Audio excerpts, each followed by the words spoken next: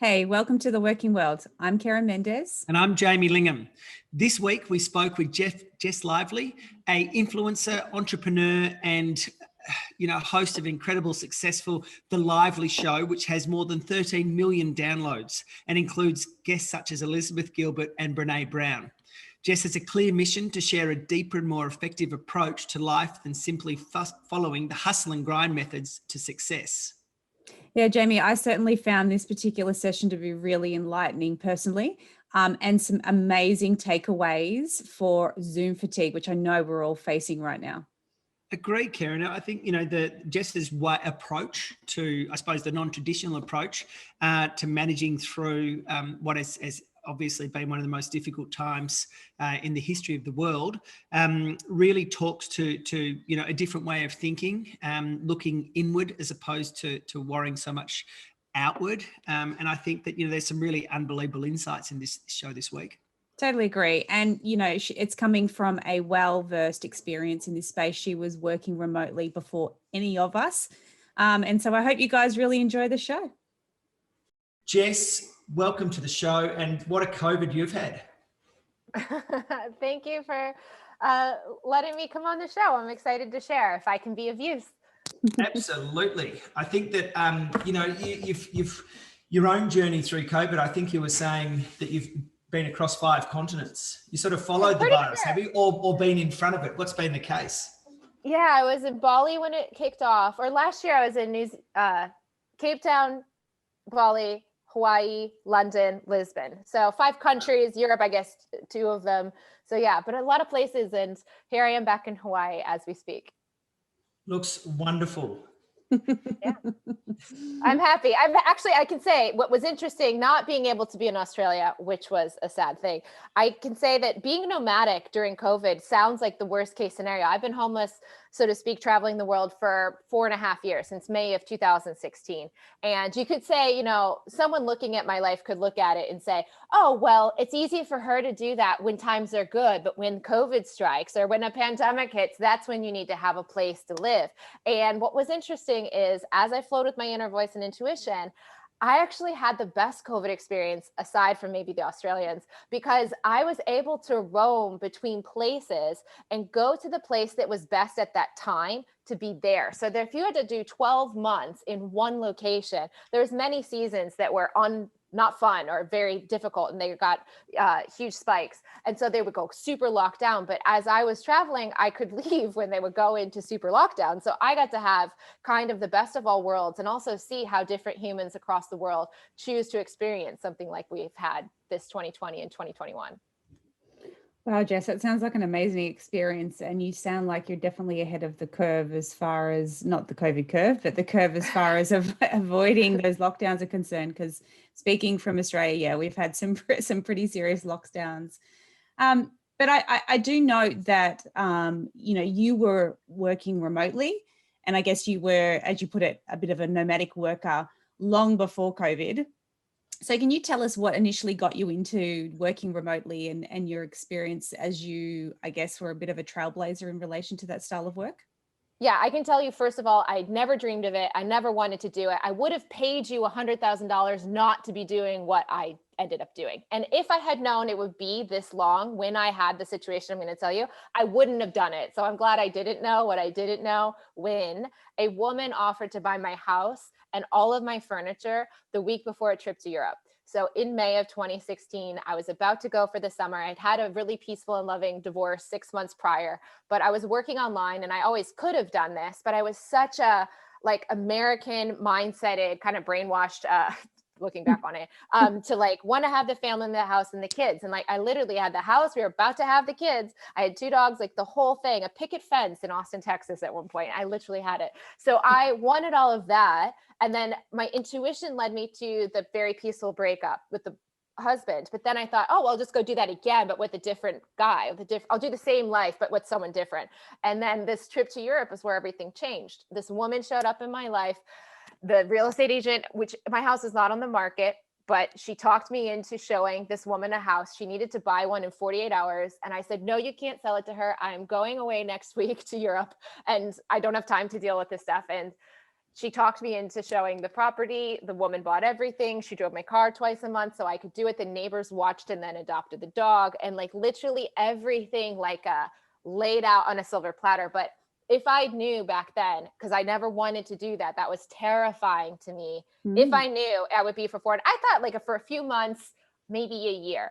That's as far as my mind could even imagine wanting to do that. 4.5 years, I probably wouldn't have sold the house. So sometimes the gift is what your mind doesn't know is the best thing for you. Your intuition can lead you to such a bigger life than what your mind would linearly plan out, but you have to like know how to navigate the mind and follow instead. But yeah, basically this woman bought my house and stuff. So if I can do this, I can truly say anybody can do this. If I can be alone traveling the world when I wanted to have kids and a family, then, and I could do it and actually expand immensely, change so much.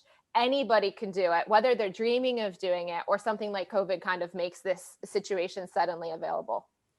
It's an amazing story, Jess. My goodness. It's unbelievable. I always say that life can give you a hug or it can give you a smack. And, you know, I think that sometimes, you know, you get smacked into the right lane of where you're meant to be. And it sounded like you weren't meant to be, you know, where you were. And so life came along and it wasn't probably a hard smack. It was a golden ticket. Yeah. It was like and I told myself, move over here in a big hug, right? Like you're in the hot spot.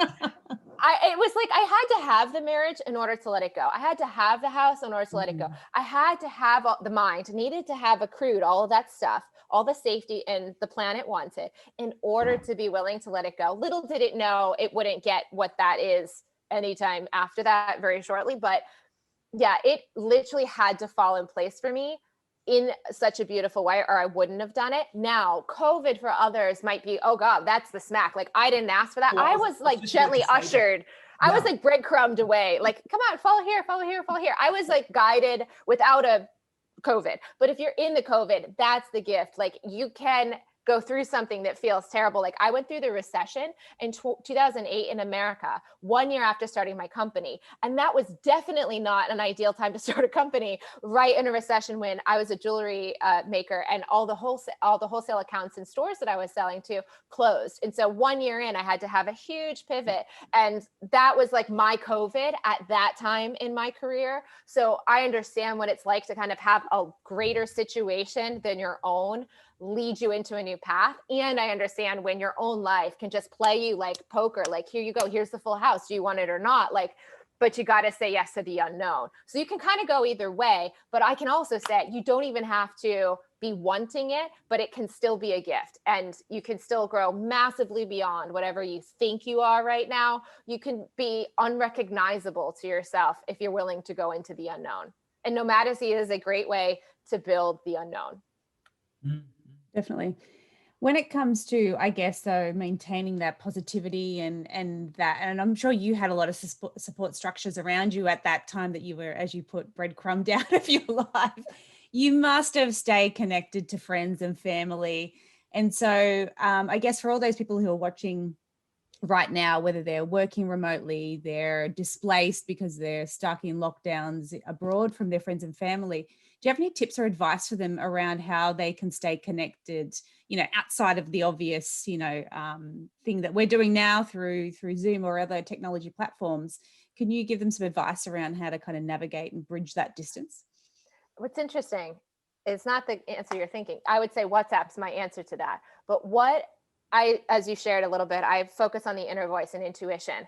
And one of the interesting experiences I had in my time that I was traveling abroad, especially when I was in Australia. I remember being in Melbourne and being so lonely and like wanting to like cry.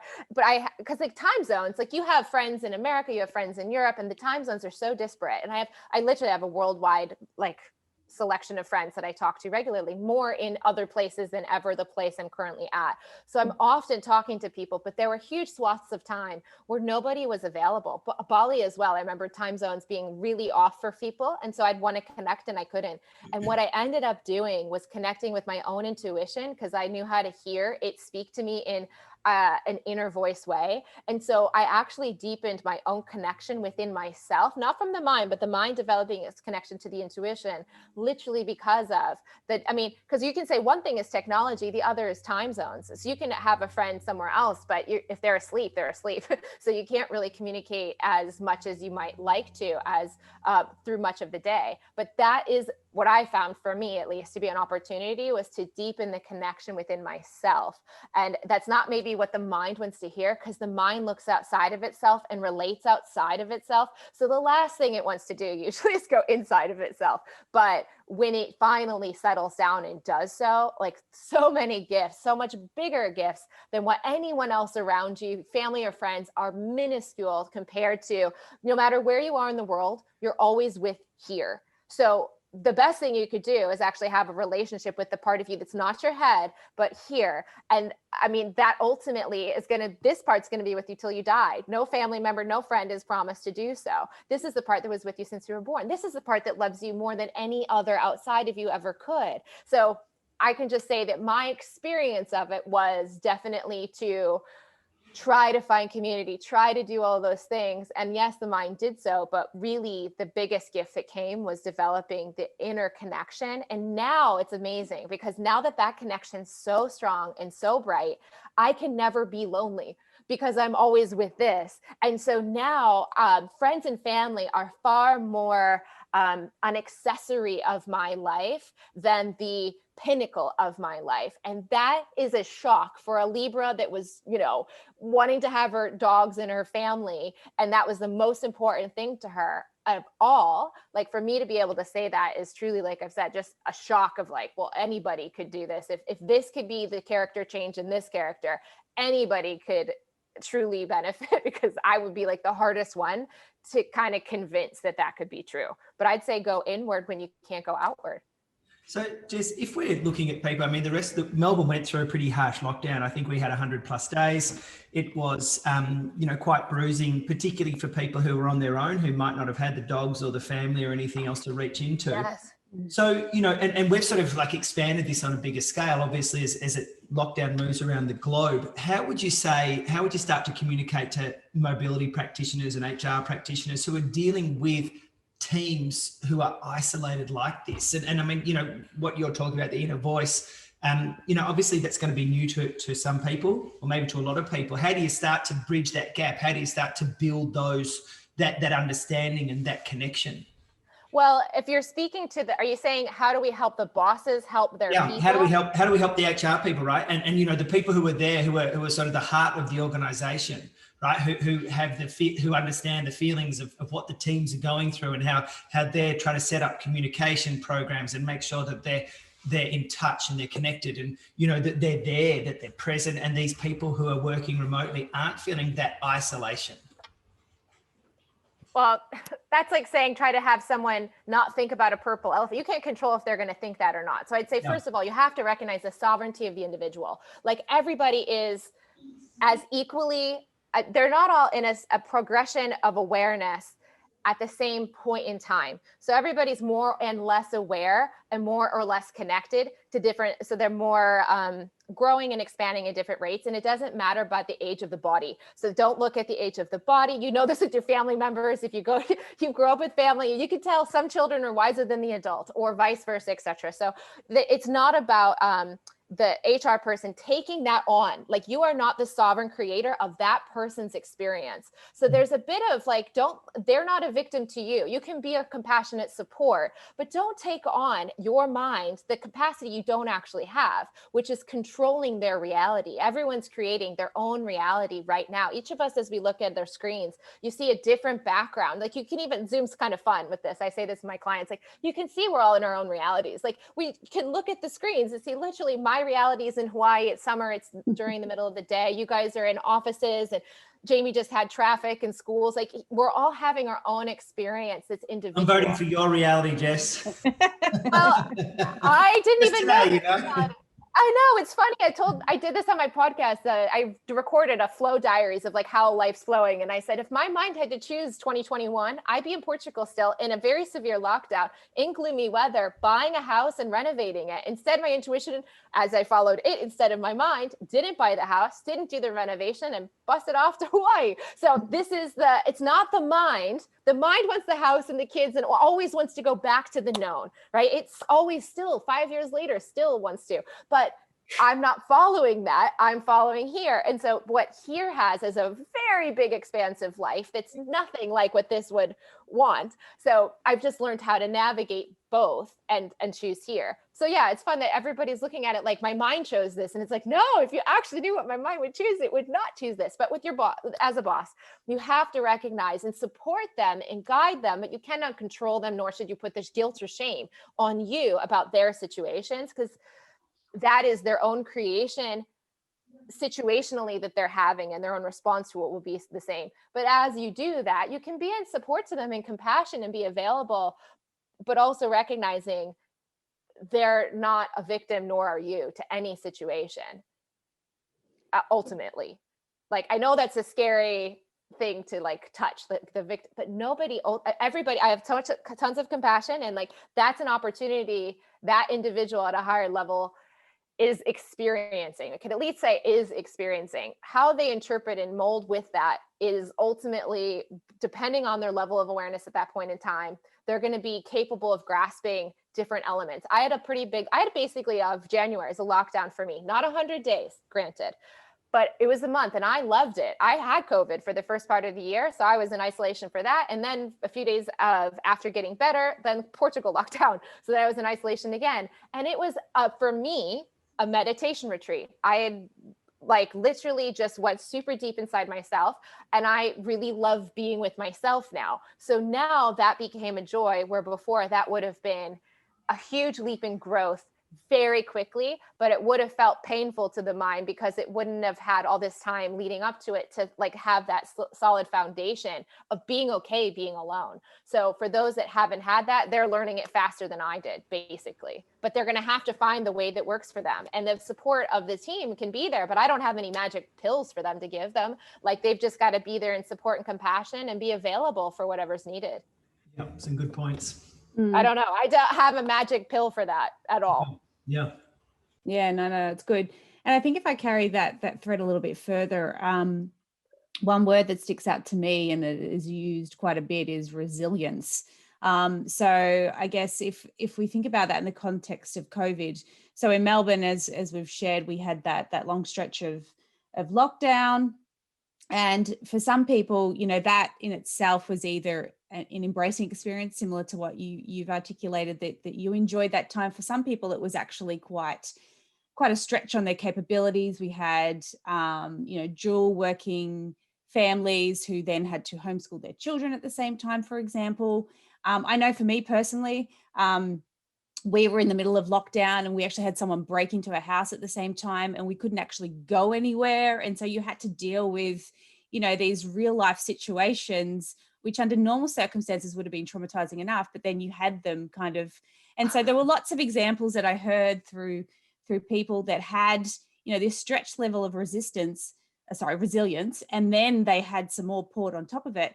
I guess, what would you say to people who or even HR teams that are supporting people who are either in quarantine or have that, that really stretched resilience? How do they top that back up, and how do they get back to really being able to give more of themselves and feel like they're got some sense of control in their lives?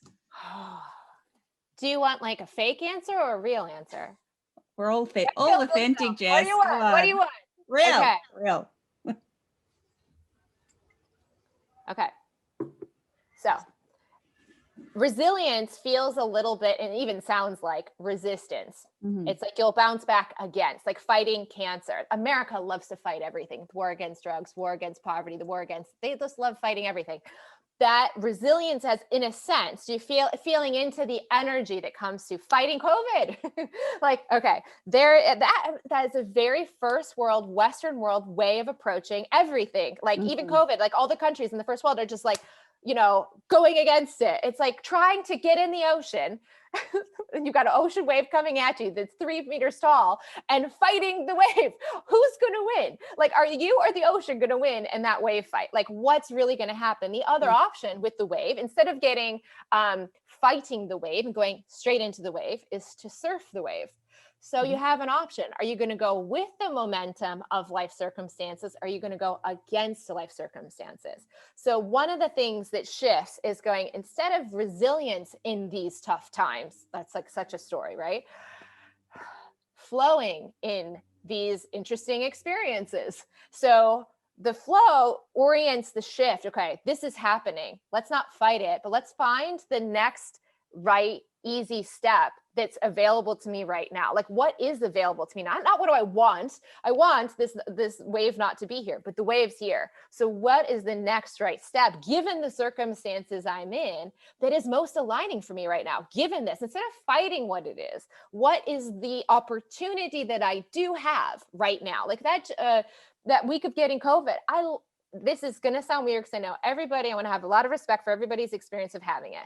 I want to also have just as much, everybody is just as valid with their experience of COVID as mine is unique as well. So my experience of it was a huge gift. I didn't fight it. I didn't label it bad. And immediately I saw so many gifts that came from having it. I wanted to slow down. I had kind of ratcheted my life to a speed. I went super slow in Hawaii. I flowed with it. I went super deep. I stopped seeing people. I just went super deep in myself. I had huge realizations on the nature of this reality that transcended anything I saw before. And I love that. But then I kind of got bored after 4.5 months of, that. So then I was like, all right, I'll go back into the world. And the last 6 months have been busy. So I kind of wanted that stillness again in my life. And COVID was this opportunity from 100 miles an hour down to 0, 10 days alone. Okay, this is the perfect thing for me. I didn't label it as wrong or bad.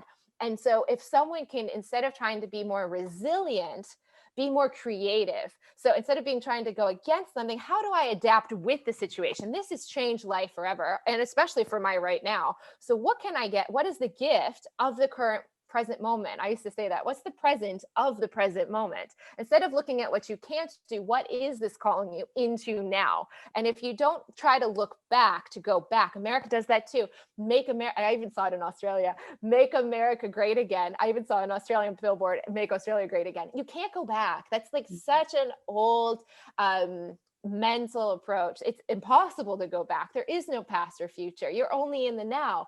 Ever. So whatever you call the future is only created by the best now. So what is the best now I can have? And then stop the mind from trying to rehash what it doesn't have, but go into the new now and make it the best. That's going to be infinitely more creative and expansive feeling, because it's going to really be looking at what you are capable of doing now. Yeah, Jess, I just want to sort of switch gears a bit, just more to sort of remote working. I know you've been, I suppose, one of the pioneers of remote working. Everybody else, the rest of the world, has been sort of thrust into this whole situation of working remotely.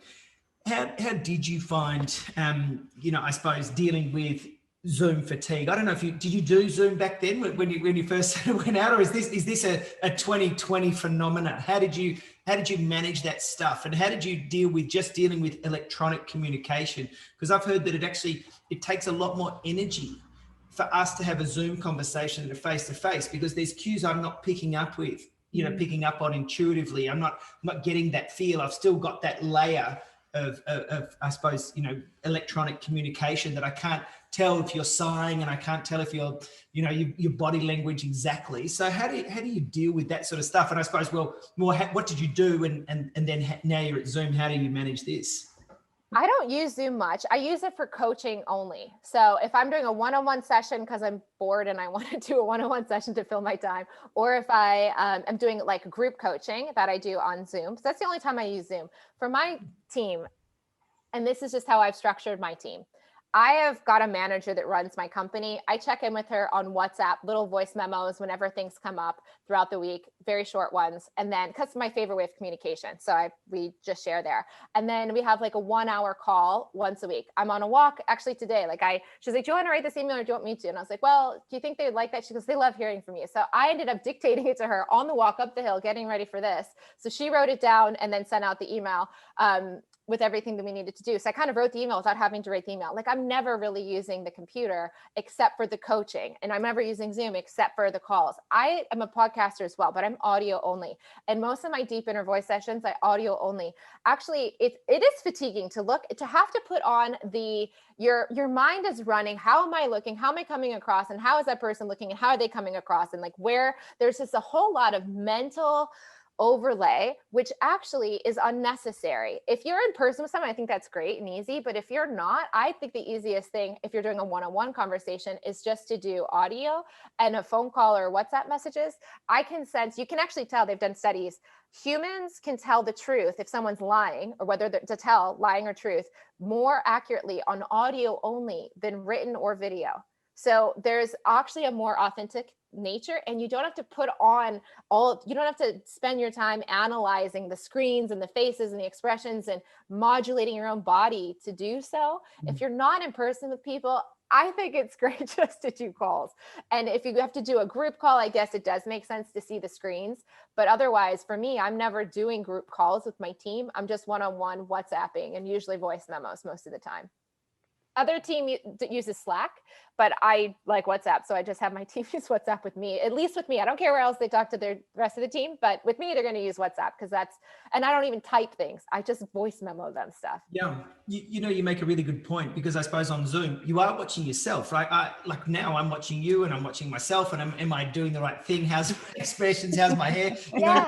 In a face-to-face, you're not doing that. And certainly over voice, you're not sitting there self-analyzing while you're still trying to pick up on the cues of the conversation. Yeah, because truly the people think like, oh, I see the person, I can tell them and pick up more. But you're really non-physical. Again, red pill, blue pill, where are we going with this? But like, truly, you're not even a body. Like, you're in a body, but you're not the body. So your energy and your consciousness that you are is actually, I think the audio is so authentic, because you can sense, at least I can auditorily sense the energy of the person, and they're not fronting with what they're trying to present with their physical appearance or their expressions. You can just hear it in their voice so much easier if they're not if you're not having to think about your expressions and face or theirs. So I think it's so much lighter and less mental drain to just do audio when it's a one-on-one direct, or maybe if you had a group connection and you guys were sharing. Yeah, but that's just, I think, personal preference for everyone. But for me, Zoom is like being in a cubicle. Even my one-on-one sessions, I actually like to do Skype, just because then I'm not in Zoom, because to me, Zoom is a cubicle. So I don't get in the cubicle as much as I can avoid it, but it's really useful for coaching in a group format of like 20 people to 200 people. Yeah. All right, Jamie, you're going to have to move the working world to an audio only version. I tell you what, it's a good point, Karen. And what I'm thinking now is what I might do is Zoom without looking at myself. Because I have speaker view, you pop up, I've still got myself on the top. Maybe if there's a way I can just see other people, I just wonder if that will control. It'll make you more directly present. Yeah, that's what I was thinking. Present. Sorry, what was that? It'll make you more directly present. Like, you won't have to have that other mental drain going on of like, how am I coming? It's funny, when I speak to you guys, as I'm noticing, as I communicate, I don't even know where I am. Like, I'm not even looking directly in the camera. I'm like, am I cross-eyed? I literally am like inside of myself. Like, I have no idea where I'm not looking at you. I'm not looking at me. I'm somewhere inside of myself speaking. I have no idea what I'm visually looking like coming. I think about that sometimes coaching too. I'm like, I have no idea if I'm like looking like a kooky person, because it's, as I'm speaking, it's got the top of your head cut off, Yeah, I have no idea, because I'm just inside of the sharing the communication, but it's probably because I've spent so much time in audio and inside of myself. But yeah, for presentation purposes, it's kind of a bit of a, who knows what it looks like. I have no idea, but maybe blocking yourself. You're doing it well. Blocking yourself though could be a really nice way of to try, experiment. or like a sticky note maybe on your screen where that spot is, just to see, is it less draining to use Zoom if I'm not seeing myself? Yeah. Good experiment. I'm going to see if I can, well, Karen asked you the next question. I'm going to fiddle with my controls and see it. And then you can tell us face in there. Yeah, see if you can do it and tell us at the end how it feels. I'm working on it right now. Karen, you take over, and I'm going to be mucking around. Well, Jess, I guess outside of the communication styles, which we've just chatted about, is there anything else that you've learned from managing your business during COVID that you will, I guess, continue to do in the future? So looking forward, and anything, and we spoke a little bit about this earlier off camera, but is there anything that you would revert back to that, you know, practices that you did before COVID that you're keen to get back to from managing a business perspective?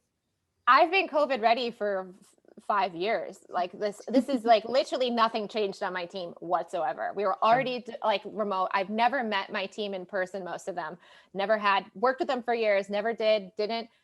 I don't even think I ever did a Zoom with Michaela, who worked with me for 2 years. We just talked on WhatsApp, and that was all we never needed. And she was incredible. If you knew the ability in this turnarounds, and she never took vacation because she just loved it. She was just lit up and loved it. Like if you knew Michaela or Lindsay, the person that she hired to replace her, like you would be like, no one has an employee like this. But I've never even met them or seen them in person, and I don't only look at them on a screen. And that's not what they're looking for, because they're self-aligned to the work. That's the best thing of all of this. I was thinking about this, trying to take a standard company pre-COVID with like its mental approach that's kind of ancient and archaic. And they're probably, because of those mindset traps and so forth, hiring with a pretty low level of awareness and a pretty low level of alignment to their employees' natural desires and their skill sets. If you're kind of in a place like that and you're trying to go remote, that's going to be a bit difficult, because you're going to have a low caliber alignment of the employee and the skill sets and so forth. So it's going to be a lot of micromanaging, and there might be a lot of like difficulty wrangling the cat, so to speak. But when you have somebody that is hired for the right position, that loves what they do and has a lot of integrity and ability and capacity, and they're paid well, they love it, they fit it into their own lives, and they do it faster and quicker, and they're nimble, and they just flow effortlessly. So you don't have to do anything. When you get the right person in, it's like a fast car. Like if you have a Lamborghini, it's not hard to make it go fast. So you getting the right car is essential to going fast. Trying to make the Prius go as fast as a Lamborghini is never going to work. It's just gonna be a lot of effort and a lot of time in the shop trying to upgrade it to what it could otherwise be. So I think that hiring practices and having the right players in the right roles is going to be, just generally speaking, from going into this type of position and way of running things, it just takes kind of people that are ready for that new wave of living to be in those roles. Trying to take somebody that's worked in a cubicle all their lives and loves that and try to make them nomads, it's like they're the wrong people to do that with. So I kind of like know your audience and your community that you have as you're working with them. And I know that was not your question. That was kind of a tangent that I thought maybe could be useful in terms of touching on. Oh yeah, I think you asked about my team and going post-COVID. One thing that will change, or may not be the same, but is right now happening, we're actually going to do, it's not for the team's totally the same either way, but the company has always taught online, so that's no different. But we used to do sometimes some live events. And recently I have a friend in Bondi who I was chatting with the other day, and he said he was doing a silent meditation retreat at home. And I said, where are you doing that? And he's like, at home. And I was like, how do they do that? And he told me they're running this retreat where they're basically on Zoom for a lot of the days. And then they have silence in their own houses, but he's done it and he's loved it. And I was like, okay. So we actually had a call today. We're going to do our own version of an at-home retreat, which I think is super innovative, because let's say, Karen, for me with my clients, I've got a lot of moms and a lot of people with families. Like I'm a unique little chick that's flowing out there in the ethers that wouldn't have chosen this, but that's just what my intuition wants of me. So I allow it. And I have other people that are more living life like me, but a lot of them don't. A lot of them are very much in your shoes. So it's actually an interesting innovation to do these live online retreats, because I think what's going to be fun is we'll have the time aside for the sessions, and then in between the session, so the few hours, let's say we have a morning session and an afternoon session, in the lunchtime period, we're going to let people go into their lives, bring the mindfulness from the session one, and then go, okay, now try to bring this into your day, like with your family or your work, whatever you're going to do next. And then come back and tell us how it goes, to kind of like, instead of go away for 3 days, completely unplug, go into like spurts of like, okay, mindfulness, now bring that into your life and go back to your family, and then go back into the awareness and with the group, and then go back into the family, and kind of cycle through, but bring that awareness into their houses, into their kitchens, into their bathrooms, like keep them there, but help them raise their awareness where they are instead of taking them away. But after COVID, we will also do live events too. So it's kind of just brought in more opportunities to work with our clients online in ways we wouldn't have thought, but nothing's changing on our team. So how do we start in a sort of post-COVID world or a COVID world?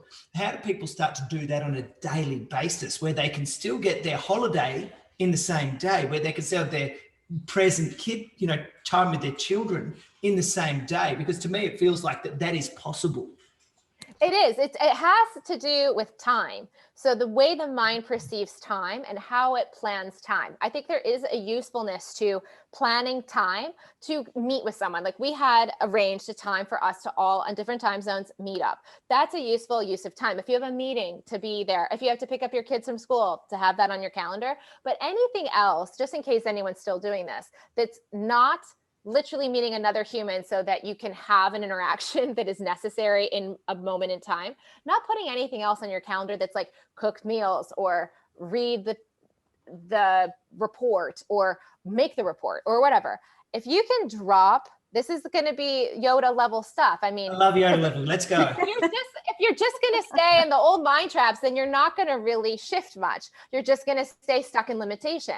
But if you are open, and you'll have to adapt this in the way that works with your company and your situations individually, but don't hold back. Like I just have things on my calendar that I usually have one thing a day at this point in my life. Like I have a client session, or I have this call or something. I have something that's like one thing a day, which my mind, to be fair, likes one thing a day because it gives it something. And then the rest of the time it just plays with how it wants to.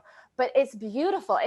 Time fits me like a glove now. But what was interesting is one of the things that with kids, it's probably not going to happen until you're after kids. But one of the things I had to face was the fear of too much time, which most people are only retired or someone dies or they get laid off. Like there's very few times when a person that's younger than 60 is ever facing the fear of too much time. But that was something I had to face at 33 because that was part of the consciousness expansion where I was at in consciousness, not in age, but in consciousness. I had to break through that limitation.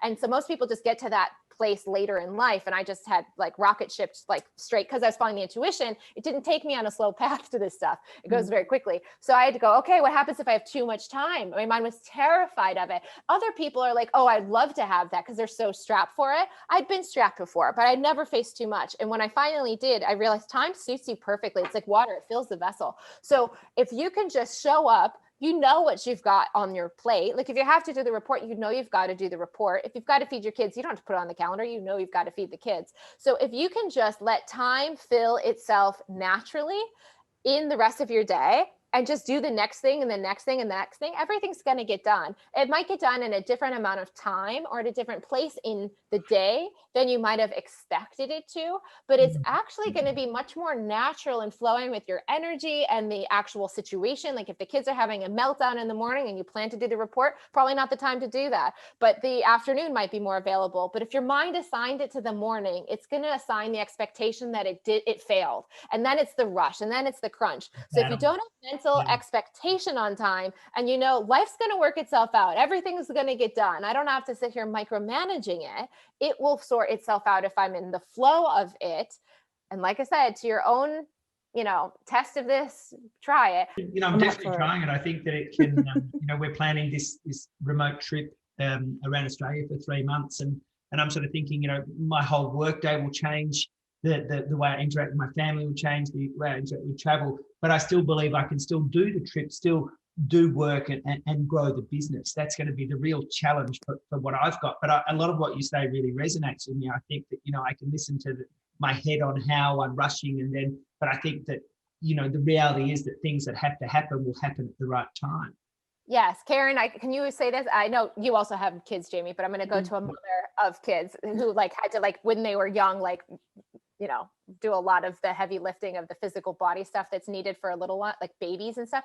I always hear the moms that I know. Right? They're just into you the whole time. You can't reason with a 3-year-old. So Is it true that, I'm just curious, did you observe, I hear a lot of moms say, I thought I had all this time and it took me so long to get stuff done. And then I had kids and somehow I have way less time and I'm still getting everything done. It's like somehow the time sorts itself out, but you're still getting it done even though they're there. Yeah, it's called parallel tasking. You asked my Parallel tasking. Is that a you phrase, Karen, or is that a universal phrase? hashtag Karen hashtag. I love it. Yeah, no, I mean, ask my husband, he's in the next room.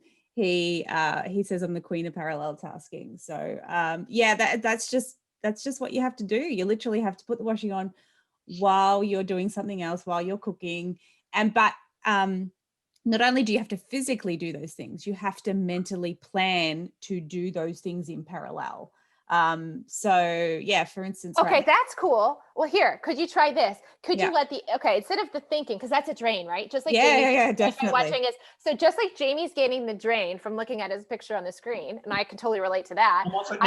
You've just got you now, Jess. I'm like fully out there. I've pinned you onto my screen. You're the only person I see. I can see Jamie Lingham. I can't even see you, Karen. Sorry. Karen, you look great. I'm happy I'm seeing all of us. Okay. So Karen, like what you could see and okay. So the Jamie, like the ease was like, okay, I don't need to see myself. That's not draining my mind's pathway, right? Okay.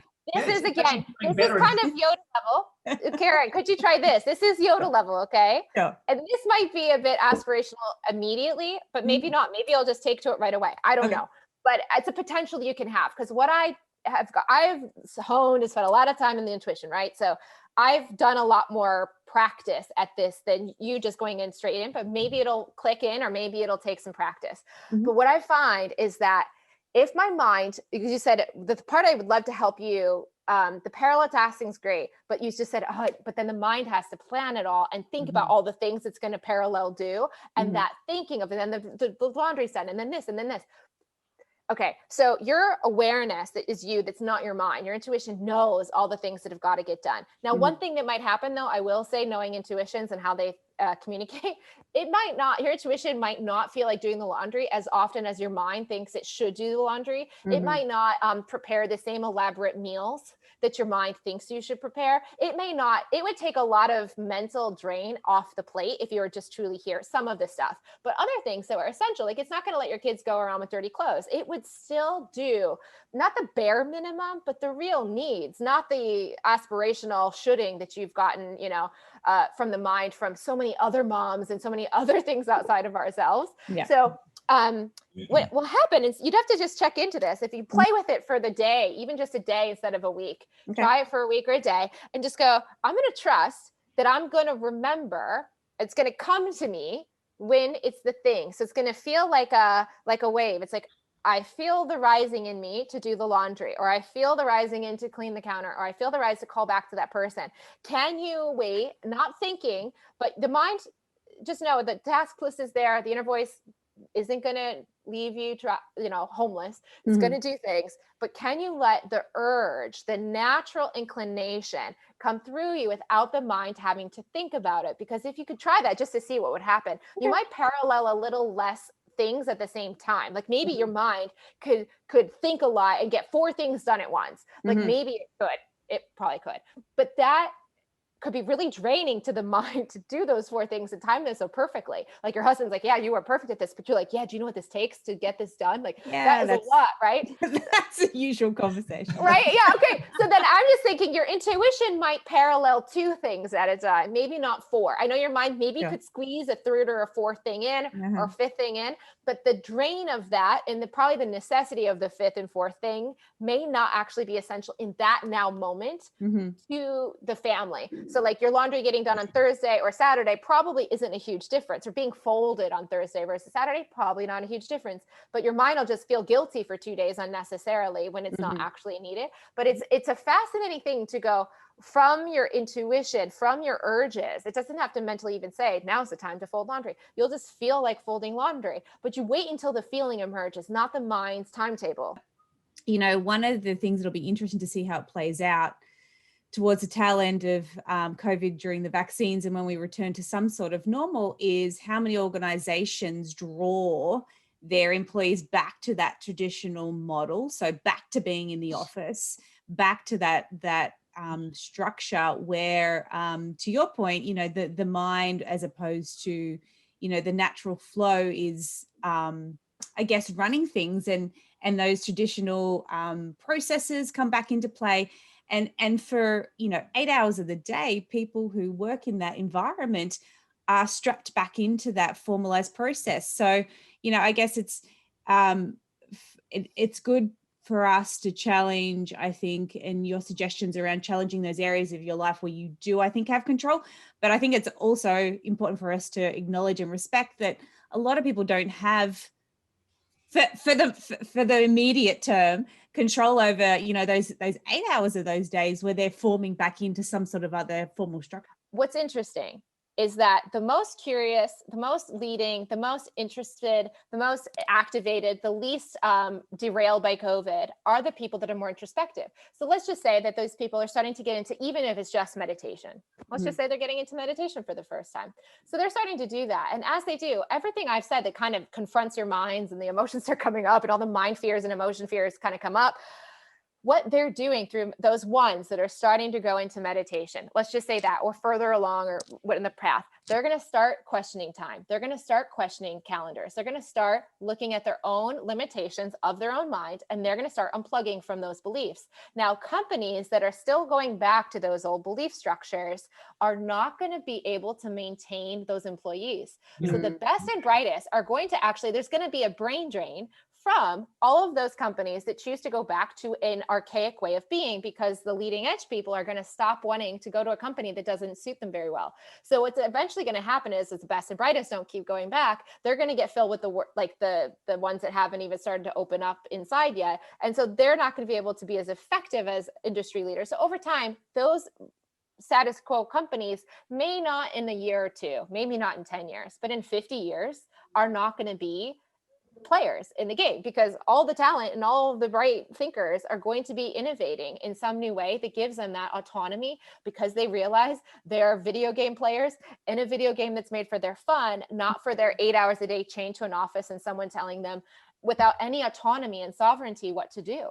So that's, I think, the bigger thing that HR's got to look at is, like, for now, I got these people that are still kind of brain controlled and they can kind of get conformed back into a scenario. But a few of them are going to start, and then more and more are going to start peeling off as they see that that is not their only option. They do not have to stay at a workplace that's like that. So the more they can innovate and support this new way in the near future or a little bit further out into the future, the more effective they're going to be at maintaining better talent. And the ones that don't want that, or that are very archaic in their mindsets, are going to keep going back to those. So there's going to be a sifting and sorting that'll naturally happen. Yeah, for sure. I mean, organizations are really going to have to take a strong look at their EVPs and their attraction tools when it comes to attracting the best and brightest. Yeah, agree. And I think if it's only, 10% or 20%, who decide they don't want to go back into that thing, I think that's a great move. I think that, definitely in Australia, we're looking at having offices at 75% capacity. So this sort of fits in really nicely to that narrative, doesn't it? It's sort of like, well, I can only have 75% of workers in, so why don't I encourage people to go and to get the RV, or to get the camping trailer, or to get the, go live in a rural area and work remotely from there.